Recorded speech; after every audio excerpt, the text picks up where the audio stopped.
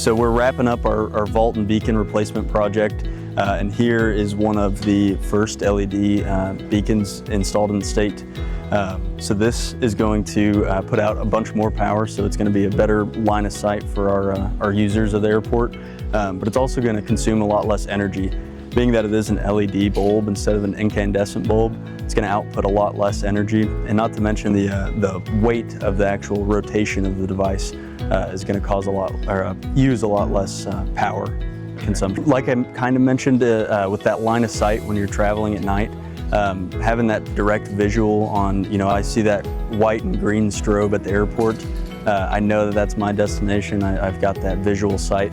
That makes sure that you know that you're close to an airport and you're not landing on a street. In previous years, our last beacon has actually been here since 1980.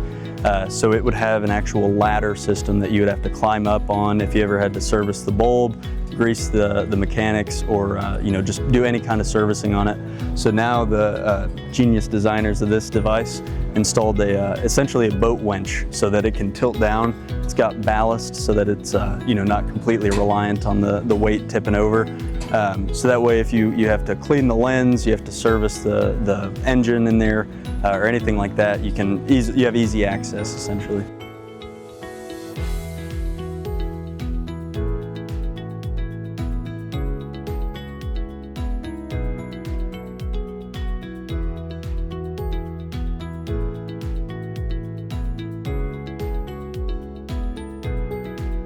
So we just got this installed.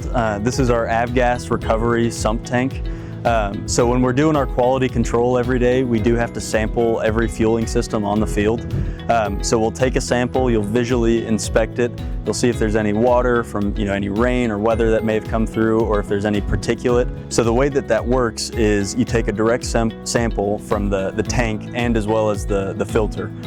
So if you have some particulate or water in the filter, that is much more of an issue, and that's way less common.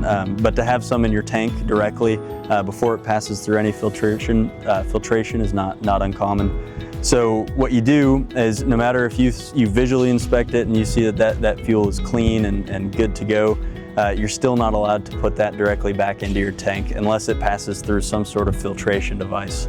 So that is where this comes into play. So you'll take your sample from the day and you'll dump it directly into the top of this, and you let it sit overnight. And then when you come back to it in the morning, you'll see that down here you have a valve that you would open up, and you'd take any particulate or water that may have accumulated in the tank, and you'll sump that out.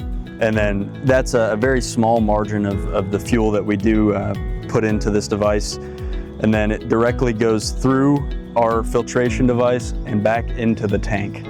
So that way we're supporting some cost recovery and making sure that we're able to reuse as much of the fuel as we can during that quality control process.